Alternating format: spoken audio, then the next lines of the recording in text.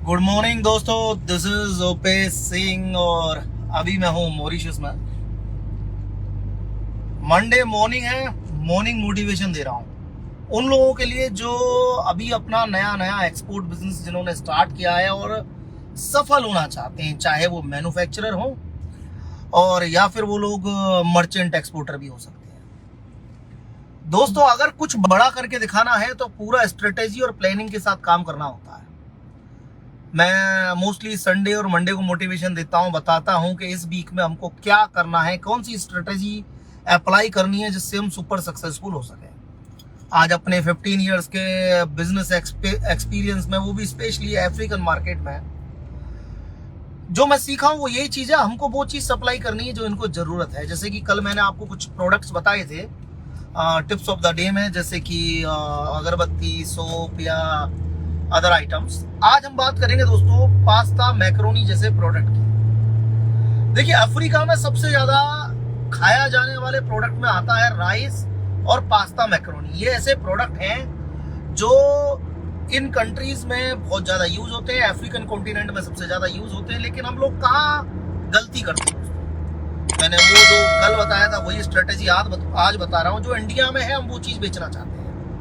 पहली बात दोस्तों याद रखिएगा, पास्ता मैक्रोनी में कई तरह के वेरिएंट्स आते हैं। आटे का बना हुआ, मैदे का बना हुआ, सेमोलिना यानी सूजी का भी बना हुआ। जैसे टर्की से बहुत सारे इस तरह के प्रोडक्ट अफ्रीका में इंपोर्ट हो रहे हैं। अब देखिए, जब भी हम किसी कंट्री को या किसी कंटिनेंट को टारगेट करते हैं और जब भी जिस भी कंट्री को हम टारगेट करते हैं उसके हिसाब से हमें प्लानिंग बनानी होती है दोस्तों। अब ऑब्वियसली हमें कंपटीशन भी देखना होता है, नियर बाई कंट्रीज से हमें किस कंट्री से कंपटीशन ज्यादा हो रहा है, कहाँ हमें प्रॉब्लम आ रही है। तो दोस्तों, एक तो सबसे इंपॉर्टेंट फैक्टर है, जिस भी कंट्री में हम अपना प्रोडक्ट एक्सपोर्ट करना चाहते हैं, हमारी पैकेजिंग, साइज और डिजाइन कंट्री के डिमांड के हिसाब से बनाना है और इंग्रेडिएंट्स भी वही यूज करने हैं जो ऑलरेडी मार्केट में चल रहे हैं। चाहे वो आटे का बना हुआ है, सूजी का बना हुआ है, मैदे का बना हुआ है, जो उस कंट्री में चल रहा है वही प्रोडक्ट अपने को लॉन्च करना है। क्योंकि दोस्तों उससे क्या होता है, लोग इजी बाय कर पाते हैं क्योंकि उनको पसंद होता है, टेस्ट की आदत होती है।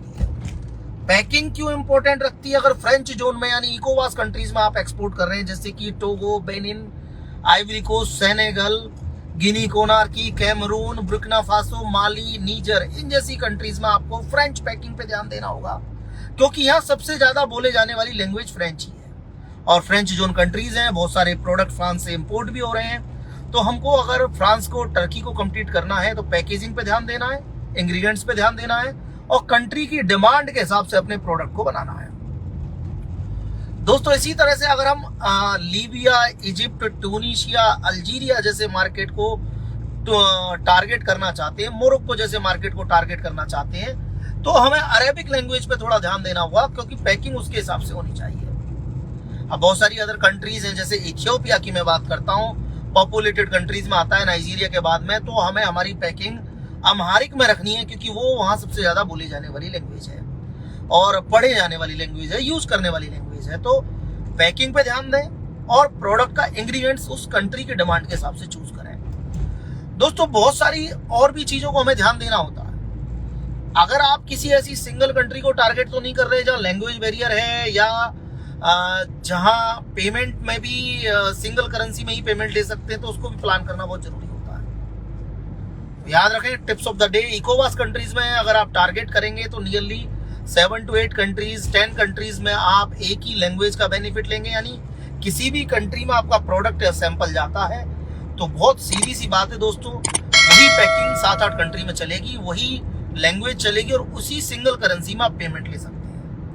लेकिन अगर आप सिंगल करेंसी वाले मार्केट जैसे कीनिया, तंजानिया, युगांडा, इथियोपिया को टारगेट करते हैं तो आपको बड़ा मार्केट देख के और लेस कंपटीशन की प्लानिंग करनी होगी। और आपको ये भी सोचना होगा दोस्तों कि हम कैसे कंपटीशन से अपने आप को बाहर रखें। अभी मैं और मेघा दोनों मॉरिशस में हैं, किसी बिजनेस मीटिंग के लिए जा रहे हैं और मेरे साथ सुनील है जो मेरे साथ पिछले 8 साल से काम करते हैं।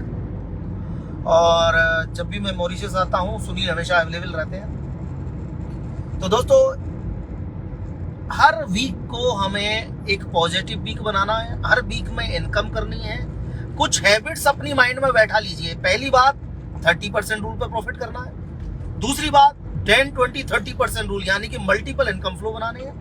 और सबसे इंपॉर्टेंट चीज, मॉर्निंग में उठते ही अपना बैंक बैलेंस चेक कीजिए, क्या आज मैंने कुछ कमाया, मेरा बैलेंस बढ़ा या घटा। जब आप इस आदत को डालेंगे, नेक्स्ट 30 डेज तक आदत डालेंगे, तो आपका माइंड बस पूरे दिन ये सोचेगा कि कैसे मैं अपने बिजनेस को आगे लेके जाऊं। हमें हमारे बैंक बैलेंस को हमेशा प्राथमिकता देनी चाहिए, क्योंकि वो हमें सुबह का मोटिवेशन देता है कि हाँ मैंने कितना जोड़ा, कितना मेरा हर दिन बढ़ा। तो कुछ ऐसी सक्सेस हैबिट्स डालिए जो आपको सुपर सक्सेसफुल बना सके।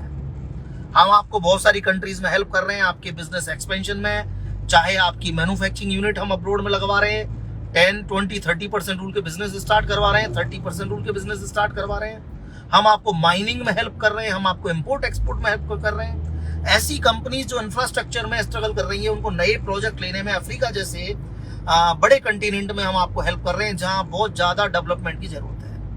तो आप भी अपने बिजनेस को आगे ले जा सकते हैं, आप भी अपनी बिजनेस जर्नी आगे बढ़ा सकते हैं। कंफर्ट जोन से बाहर निकलिए, आगे चलिए, सुपर सक्सेसफुल बनिए, because success is our responsibility to our family, to our self, to our nation. मैं कभी नहीं कहता कि टर्की से प्रोडक्ट लीजिए, चाइना से प्रोडक्ट लीजिए, लेकिन दोस्तों प्रॉफिट एक ऐसा सेगमेंट है जिसकी सबको जरूरत है। एक एक्सपोर्टर कहीं से माल लेके कहीं भी सप्लाई कर सकता है। कोशिश कीजिए अपने देश के प्रोडक्ट आप एक्सपोर्ट करें, अपने देश को आगे बढ़ाएं। लेकिन कहीं अगर आप कंपटीशन में सक्सेसफुल नहीं हो पा रहे हैं, तो आप कहीं से भी प्रोडक्ट लेके कहीं दूसरी कंट्री में सप्लाई कर सकते हैं, क्योंकि and the last US dollar में प्रॉफिट इंडिया में, आपकी कंट्री में ही आएगा, जिससे हम हमारे देश को और हमारी पर्सनल इकोनॉमी को आगे बढ़ाने में हेल्प कर पाएंगे। तो शुरू करें profitable business. I am always with you guys, और जल्दी ही आपको कुछ और अच्छी टिप्स देंगे। सी यू सून, स्टे ट्यून्ड।